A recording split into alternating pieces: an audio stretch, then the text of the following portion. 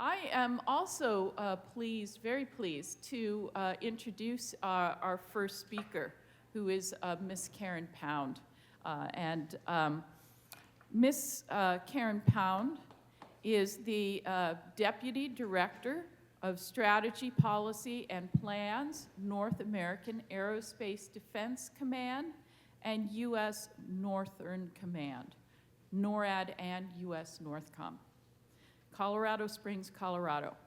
Ms. Pound's responsibilities include the development of strategy, doctrine, policy, and plans for NORAD and U.S. Northcom, as well as security cooperation activities with the Bahamas, Canada, and Mexico to accomplish U.S. Northcom's missions of homeland defense, civil support, and security cooperation, and NORAD's missions of aerospace warning, aerospace control, and maritime warning. Ms. Pound began her career in the Air Force in 1998 after receiving her commission from Officer Training School at Maxwell Air Force Base in Alabama. Ms. Pound served in the Air Force for 6 years in both active and reserve components in space and missile and logistics readiness career fields. In fact, weren't you a missileer? A missileer, down in the hole, Minuteman IIIs. That's awesome, absolutely awesome. After leaving the Air Force to pursue a legal career, Ms. Pound completed a 1-year judicial clerkship at the 19th Judicial Circuit Court of Virginia, and then went on to serve as a trial attorney for the Department of Justice in Washington, D.C. Boy, that Department of Justice, huh? We won't go there. Ms. Pound is licensed to practice law in the state of Texas, and she was admitted to the bar of the U.S. Supreme Court. Ms. Pound returned to the Air Force to serve as a civilian airman in 2010, where she's worked in a variety of positions in DoD, including as speechwriter to the Undersecretary of the Air Force, Deputy Director of the Secretary of the Air Force, and Chief of Staff of the Air Force's Executive Action Group at Headquarters Air Force at the Pentagon, where for several years, I believe, she worked under our own wonderful President Mark Welsh. So she knows his quality. Strategy Program Manager in the ECJ 5-8 Strategy Division at Headquarters U.S. European Command, Stuttgart, Germany. Deputy Director of the Cyber and Strategic Enabling Directorate within the Air Force Concepts Development and Management Office at the Office of the Administrative Assistant to the Secretary of the Air Force. Deputy Chief of Space Policy Division in the Directorate for Strategy, Plans, and Policy, J5, at the Joint Staff Pentagon. And Deputy Director, Joint Forces Development and Training, J7, at U.S. Space Command in Colorado Springs. In 1996, Ms. Pound earned a Bachelor of Behavioral Science and Psychology from Hardin-Simmons University in Abilene, Texas. Yes, she is a Texan. Now, please do not lynch her. After leaving Air Force active duty, Ms. Pound earned her Juris Doctorate from the University of Texas at Austin School of Law. Hide that orange, babe, hide that orange. In 2015, Ms. Pound earned a Master of Science in National Resource Strategy from the Eisenhower School for National Security and Resource Strategy at NDU, National Defense University. Ms. Pound has also completed several executive courses at the John F. Kennedy School of Government at Harvard, the Ken Flagler Business School at the University of North Carolina, Chapel Hill, and Seminar 21 at MIT, the Massachusetts Institute of Technology. Really impressive. Ms. Pound's awards and decorations include the Department of Justice Outstanding Attorney Award, the Department of Defense Spirit of Service Award, 2 Air Force Meritorious Civilian Service Awards, and the Joint Civilian Service Commendation Award. Please welcome Ms. Karen Powell.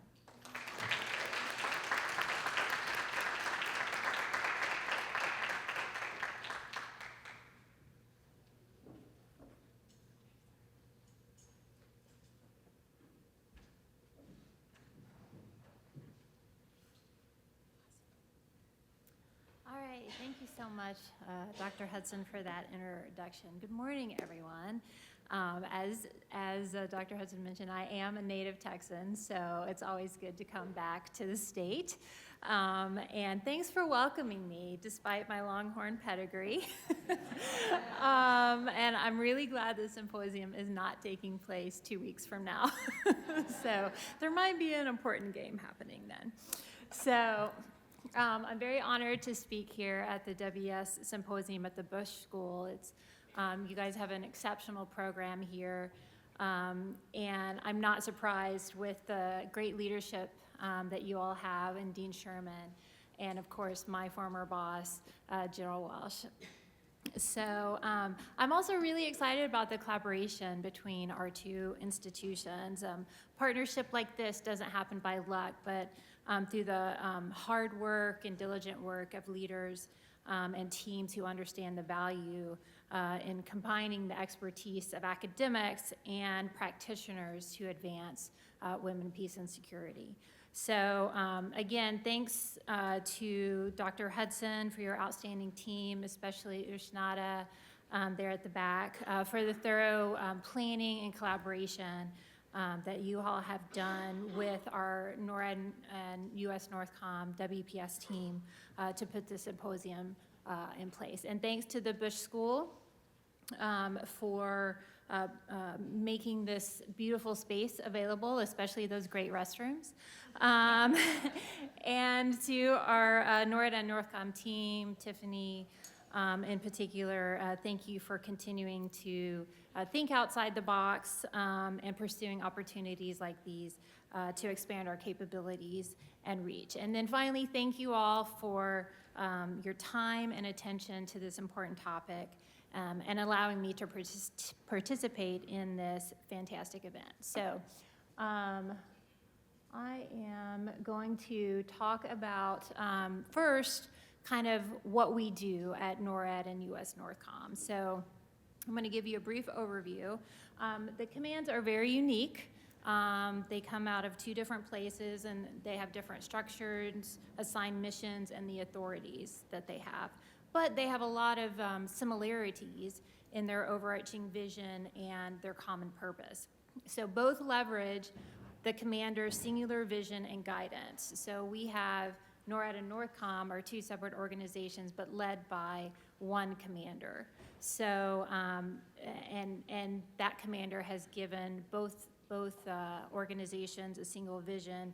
And then we have combined plans to meet challenges in the same strategic and operational environments. And we share the common goal of defense of the United States and Canada. So first, I'm going to tell you a little bit about NORAD. So this is a binational command between the United States and Canada. It was established in 1958 by the NORAD Agreement, which is a formal military partnership that is based on a binding international agreement. It was originally developed as a response to the Cold War threats from the Soviet Union. So they built this whole fantastic North Warning System at the top of Canada to be able to detect planes from the Soviet Union coming over the pole.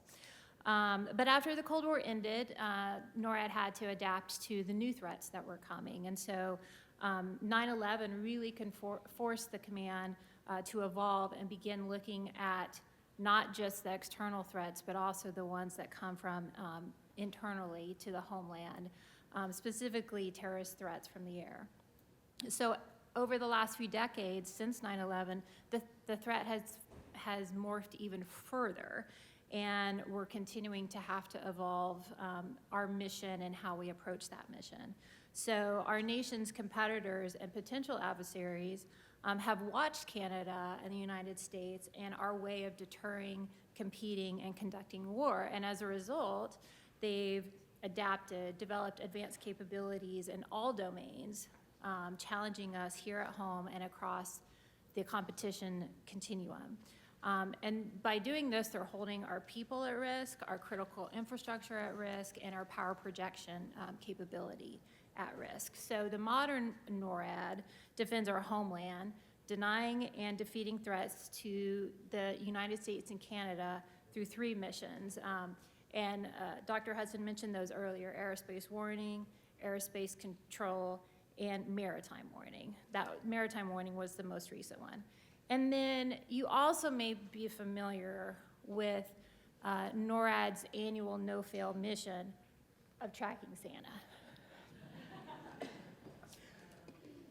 So if you call in, you can find, it's at tracksanta.org, I believe, and you can track Santa through that way, or you can call me. I'll be manning the phones that day, and I will let you know where Santa is. All right, so let's talk about U.S. Northern Command. And so on these maps, the one before and then this one, in the kind of colored area, it's showing where our area of responsibility is. So you'll see that we have basically all of North America in our area of responsibility. And so U.S. NORCOM is also one of 11 combat commands that are in the joint force. And so if you're not familiar what the services do, the Army, the Navy, Air Force, Space Force, they organize, train, and equip, whereas our combat commands actually perform the warfighting mission. So we were established in 2002 as a response directly to the attacks on 9/11. So the purpose was to establish a unified command dedicated primarily to defending the homeland. And so you can see the AOR for us is everything in the air, the land, and sea approaches to North America. And again, U.S., Alaska, Canada, Mexico, and the Bahamas.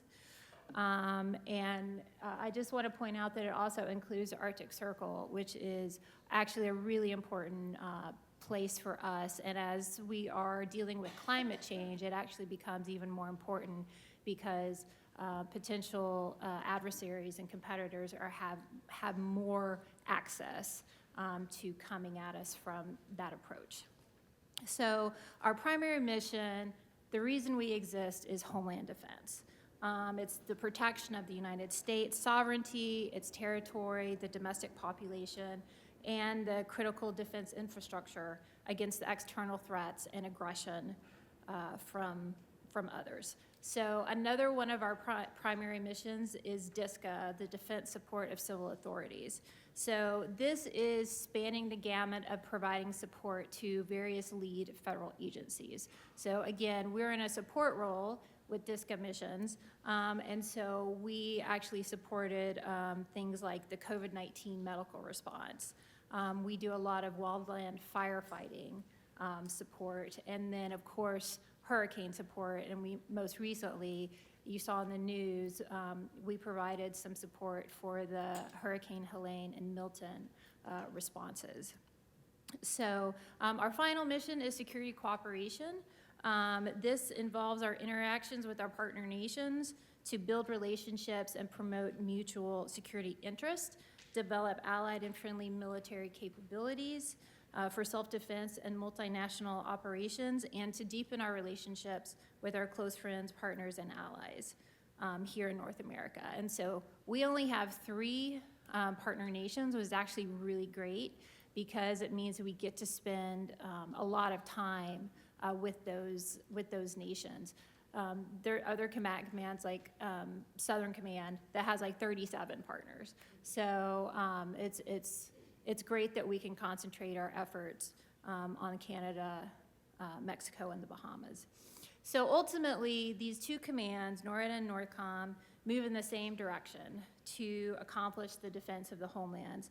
They are distinct and separate, but very complementary. So in the increasing complex security environment, NORAD and NORCOM must continue to anticipate, prepare, and evolve, ready to meet the coming threats in the new environment. So now I want to talk about our commander's priorities. So our commander is General Gregory Guillot. He took command back in February of this year, and he has 3 command priorities. So those 3 priorities, include defending the homeland. So homeland defense, as I mentioned, core of NORAD and NORCOM, and guides what command personnel do every day.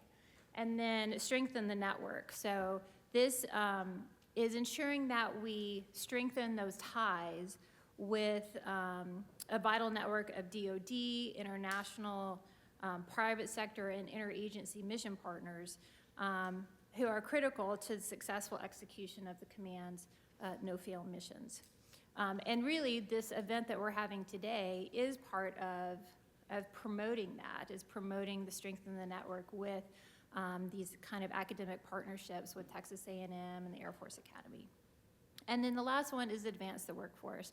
So our commander recognizes that our personnel deserve to be led at every level of command, and that the command's work environment must be inclusive and conducive to professional development and operational success.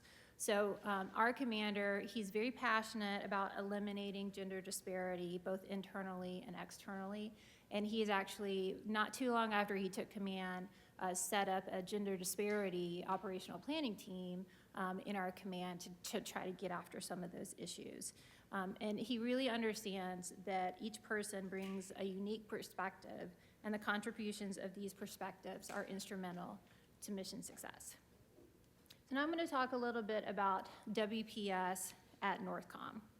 So the design of the U.S. NORTHCOM's WPS strategic framework brings together elements of the U.S. WPS strategy and national action plan, the WPS Act, and the DoD WPS strategic framework and implementation plan, and contextualizes it for the unique missions for U.S. NORTHCOM and our AOR. So you can see that's our mission there, and then as you get to our vision, it's that institutionalization of WPS principles that enhances the operational effectiveness of U.S. NORTHCOM and our partner militaries.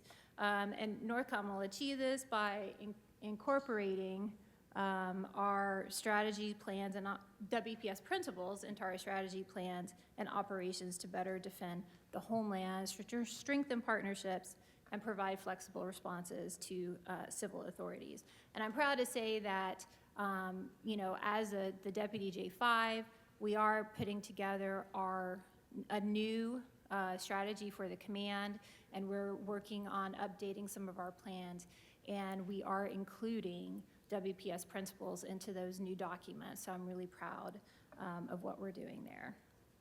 So our WPS activities are designed to achieve the following end states: to exemplify a diverse, resilient, and flexible organization, and to ensure the safety, security, and human rights of women, girls, men, and boys, especially during conflict and crisis. And we'll work these end states in two distinct contexts, both within U.S. NORTHCOM and across our staff, components, and subordinates, as well as with the interagency, civil society, and our international partners. And then finally, this is just the NORTHCOM focus areas, which I'll go into more detail on this slide.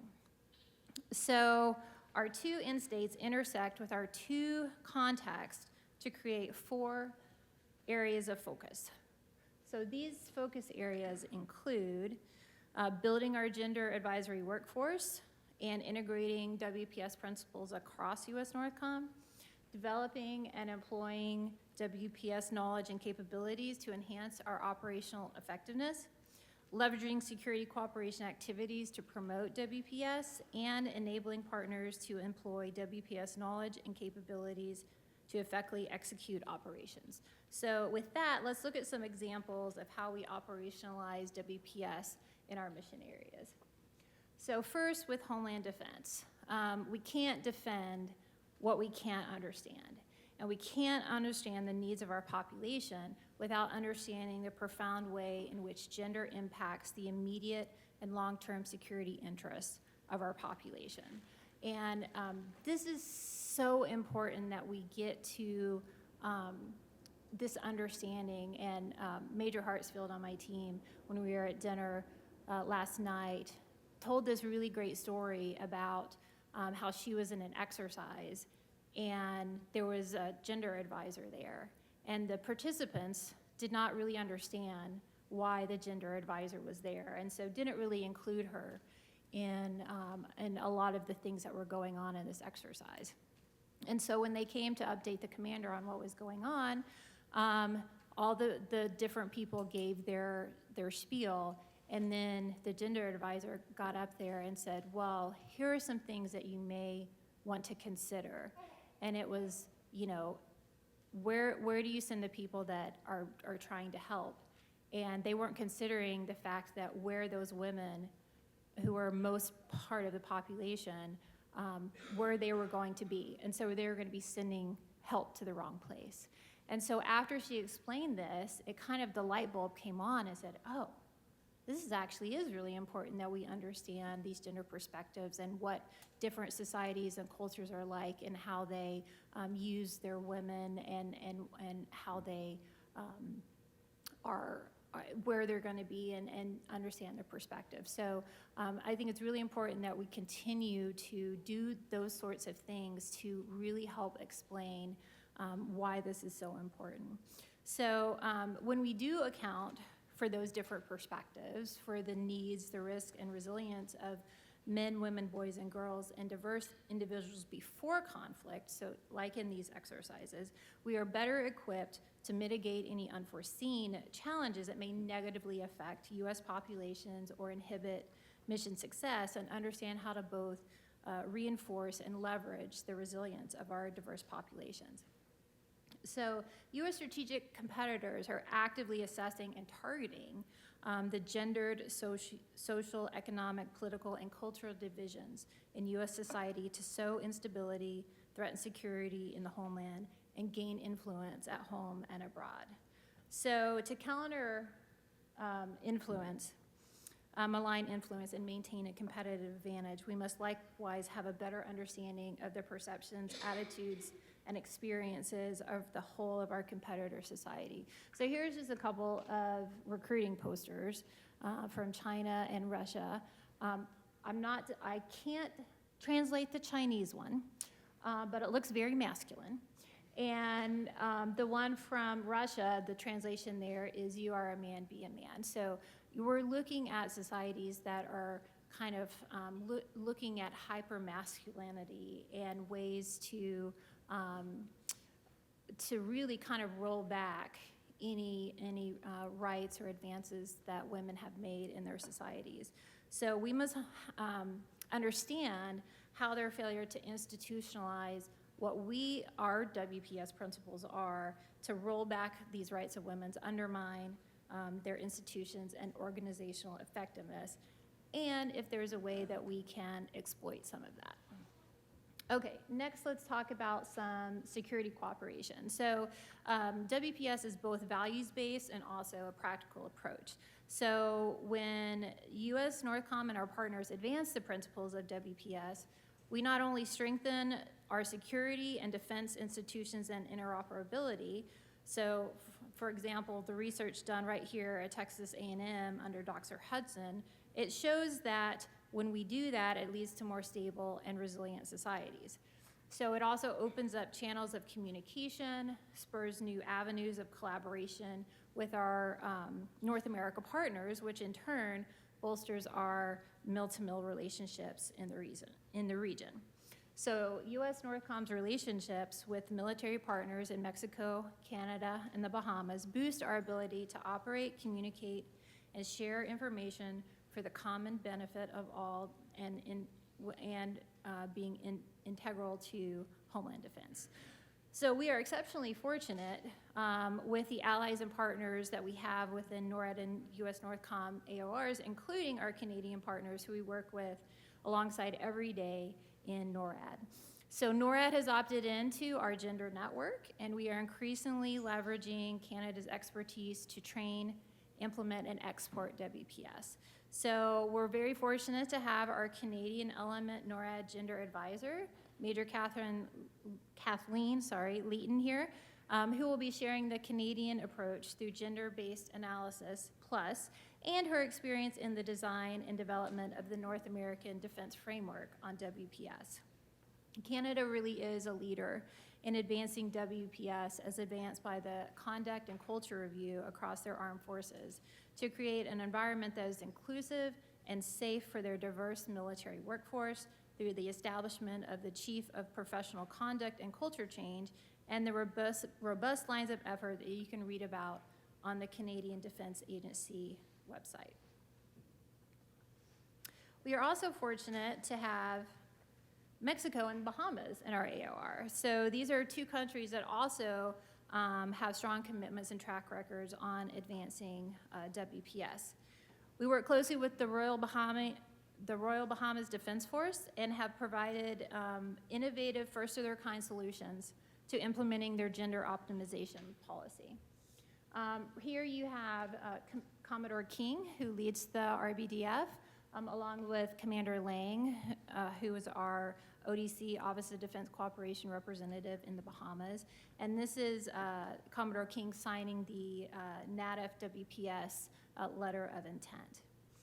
We also have robust WPS collaboration with Mexico to include integrating WPS in annual exercises, conducting training and research on the gender dimensions of tactical combat casualty care, and providing training on WPS and international law and gender-based violence prevention. So this picture is one that was from last week. It was a WPS conference that we just held in Mexico. So that was really exciting for us that we did that. And I'm actually really excited about that Mexico has a new president, President Sheinbaum, and she is very committed to advancing the rights of women in her own country and has made that a focus area for Mexico and her administration. And then finally, we have the North American Defense Framework for Women, Peace, and Security that I mentioned, and the LOI, in addition to Commodore King, was recently signed by all 4 countries. So we're really excited about that. So it recognizes that WPS implementation is critical for the defense sectors in all of our nations and helps enhance organizational effectiveness, aid stability and resilience, and reduce strategic blind spots and risk. So the framework allows North American partners to synergize efforts to advance WP efforts along 4 lines of effort. WS being incorporated at all levels of military PME, professional military education, to conduct WPS-related research and incorporate those findings into professional military education, prevention of and comprehensive and trauma-informed response to all forms of sexual harassment, assault, and gender-based violence affecting our respective militaries, and to integrate gender perspectives in all military operations, activities, and investments. So I'm going to talk a little bit about what we do with defense-supported civil authorities. So as mentioned, we play a supporting role, and we're not the lead in any DISCA events. However, we retain an important and outsized voice in these events and can play a critical role in ensuring that personnel take gender considerations into account at the outset of operations.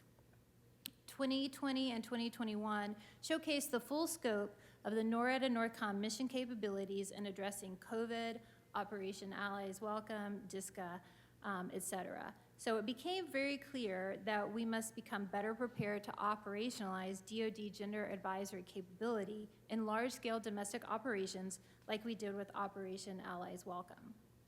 So U.S. NORCOM support to Operation Allies Welcome involved providing temporary housing, sustainment, and support to approximately 80,000 Afghans on 8 DoD installations between July 2021 and February 2022. This week, our team will share the critical lessons learned from providing gender advisory support to Operation Allies Welcome, which will continue to have a significant impact on the U.S. and DoD WPS advisory or strategy and guidance, the design of the DoD gender advisory workforce, and training for U.S. and partner nation personnel. And hopefully, it will all provide to you insight on how important the gender perspective is to effective military operations. The successful operation and associated lessons learned from Operation Allies Welcome have also led to internal changes within U.S. NORTHCOM. So what we've done in the J5 is we've implemented an innovative new organizational construct with the stand-up of an independent branch focused on the human dimension of our operations. It's the J595, the Human Security and Resilience Branch, which is led by our own Tiffany Phillips here.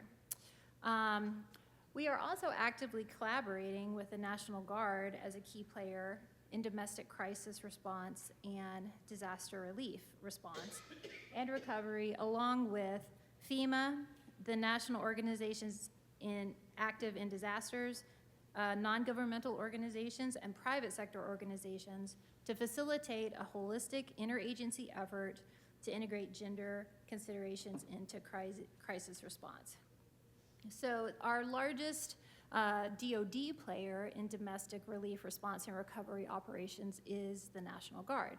So recognizing this, NORAD and NORCOM embedded a National Guard gender advisor into the J595 team to integrate WPS principles into domestic crisis response processes and operations, and that is Major Hartsfield, who's over here, and she'll be speaking with you today as well. So whenever we do this, it means that we're working closely with DISCA policy and planning teams at NORAD and NORCOM to ensure WPS principles are integrated into policy and the planning of operations and exercises, as I mentioned previously. It also means assisting the National Guard's WPS implementation, which is showing really exciting progress. National Guard members serve in both the U.S. Army or the U.S. Air Force part-time in connection with their state, while also holding civilian positions and roles in their communities full-time. The skills that they master in their civilian experiences, coupled with their close ties to their states and communities, make the National Guard's unique skills and networks essential to U.S. domestic operations. Recognizing and factoring human considerations into domestic humanitarian aid and disaster response is critical to the nation's stability. The National Guard's integration of WPS is essential to our nation's security and resilience. So, as with Homeland Defense, one of the key components of the DISCA mission is supporting national resiliency, our ability to bear and recover quickly from disruption. To successfully build this resilience in our people, communities, processes, capabilities, installation, infrastructure, and networks, it's critical to apply a gender perspective. Not doing so all but guarantees we will overlook information critical to effective decision-making and mission success.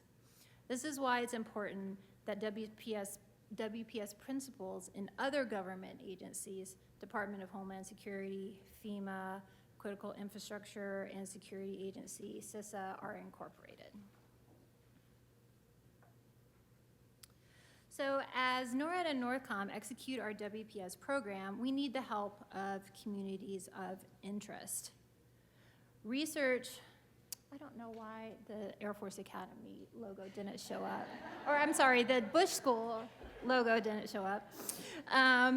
But we are research at the Bush School, Texas A&M, and USAFA are particularly valuable to us in helping to provide the evidence to support the reasons behind this work.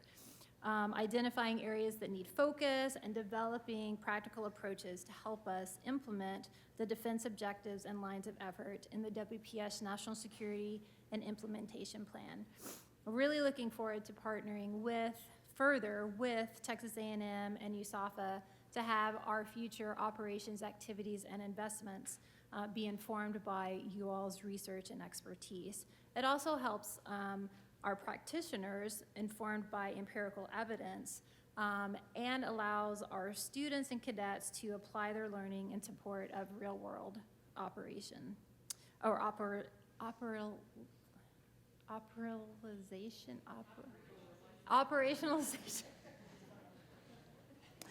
And I had, just before we started, I had a really good talk with Dean Sherman on potential ways that we at NORAD and NORCOM and military in general can partner with Texas A&M. And so I'm really looking forward to exploring those options. And if you all have ideas, please let us know, and we'll see how we can further deepen our partnerships. And hopefully we can continue to do engagements like these that you guys have, again, this is the 10th year, which is, it was really impressive how long you guys have been at this. So I look forward to even more. So this is our NORAD and NORTHCOM kind of slogan, "We have the watch." And so what I want to make sure that we do is we have the watch not just for the defense of our homeland, but for watching and making sure our WPS principles are incorporated into all of our defense and homeland security operations. So when I was in 2015 and I was at the Eisenhower School as part of National Defense University getting a master's in national resource strategy, I wrote some papers actually on gender. And one of them was titled U.S. National Security and Gender Equality Policy. In that paper, back in 2015, I noted the lack of DoD strategic and policy guidance on gender equality issues. The 2015 National Security Strategy only had 3 sentences dedicated to gender equality issues, which was actually even less than previous national security strategies. I also identified that the rhetoric surrounding gender issues was greater than the resourcing to those issues, which was in decline. Since I wrote that paper almost 10 years ago, I'm really glad to see there has been more emphasis and resourcing in national and defense documents, starting from the WPS Act of 2017, and then following on with strategies and implementation plans at the national and defense levels. There's been hundreds of millions of dollars to USAID and the Department of State for gender equality, WPS, and gender-based violence programs. DoD has also made strides in its gender advisory workforce, incorporating WPS into defense engagements. However, in 2022, the DoD only spent $5.5 million for people and policies related to gender, and about $3 million for security cooperation programs. I think it may be a little more now, but $8.5 million in a DoD budget is couch dust. So, and in the time since I wrote my paper, the United States has tumbled down the global gender gap rankings. We had slowly made it up to 20 in 2014, but in 2024, we are down to 43rd out of 146 countries. And in the political empowerment category, we are 63rd. So I say all this to say that yes, there has been progress. And yes, we have legislation and we have policies and guidance to incorporate WPS principles into what we're doing at the defense level and across the federal government. But there is still a lot of work to be done. There is still a lot of work. So, I want to encourage all of you to, if you're a student here, to, continue to work on these things as a student, and, encourage you to, how can you, once you graduate, be in spaces that can advance WPS principles. And for those of you who are in government, thank you for your service that you're doing, and continue to, in your agencies, advance these principles. So I'm really excited about the work that's going on, but again, we have so much more to do. And I look forward to hearing about today the rest of the things that everyone is working on to help with making gender equality and WPS principles embedded into what we're doing as a government and into our society. So thank you very much for listening to me today, and I really look forward to what's coming next. And so I don't know if we have time for questions, but We do. We have 5 minutes for questions. So if someone would like to understand more about how NORTHCOM and NORAD are implementing the WPS Act of 2017, this is the woman to ask. Do you have any questions? I have one quick question. sure. So, when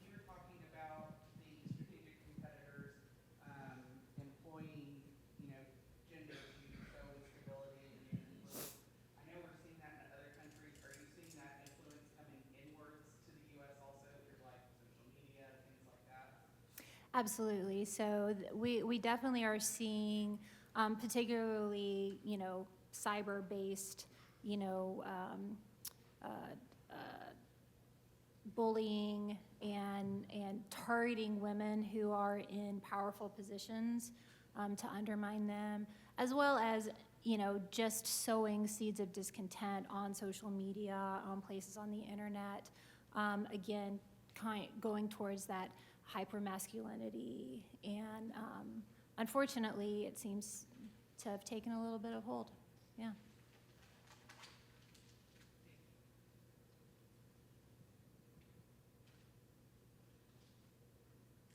All right, well, I'm not going to force anyone to ask me questions, so.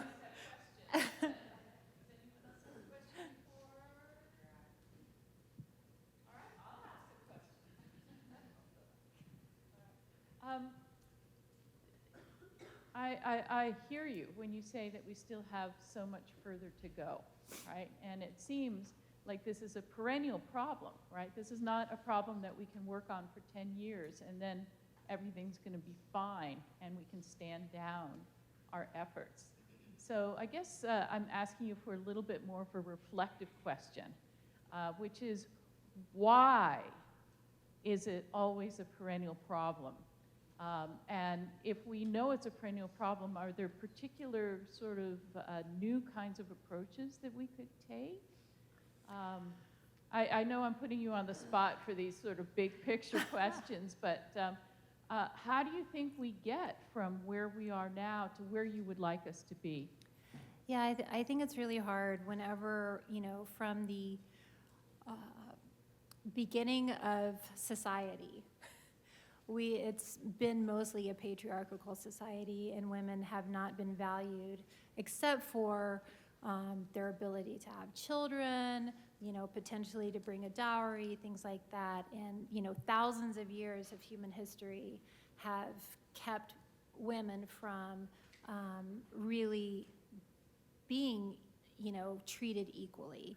And I think whenever I was looking at the global gender rankings, they still anticipate it's going to be like 100 more years before we could ever achieve gender parity.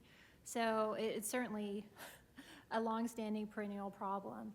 I think that the ways that we can try to start getting after it is to get more women into spaces where they can actually make decisions that affect other women. So, this means, hey, having more women in the military. So right now, the military as a whole hovers around 20% women in its ranks, which is, better than it used to be. But I think there's some research that says that, especially if you're like in an office environment, once you get up to about a third or 35% of women in the office, it actually really changes the culture in that office to be less masculine, less, aggressive, things like that. And I saw that bear out when I was working at the Pentagon for General Welsh, actually. And as I started at the outset, I was the only female in the office. And over time, I hired more women and got some more diversity, not just gender, but other types of diversity. And it really palpably changed the office and how people were looked at, and the inclusivity of inviting women into that space.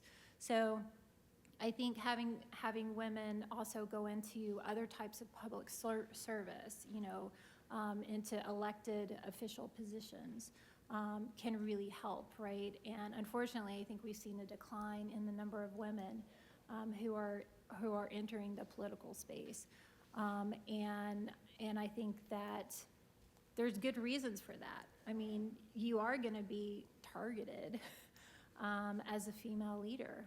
It's just an unfortunate reality right now.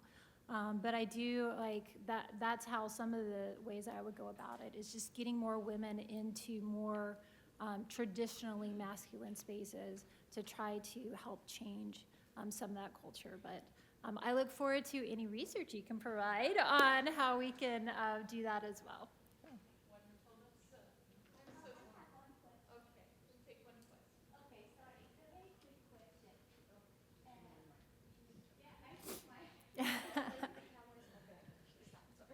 Yeah, my question is if the mission of WPS is just focused on the, woman, peace, and security just nationally in United States, or you also are thinking about women in all around the world. Like, for example, I am Iranian lady, and we face with a lot of discrimination from our government, and we really don't know how we could reach to other communities, other people who have a power to listen to us, because they really force us, they put us in a jail just for crazy reason. I just wondering if your mission also included other women all around the world or no?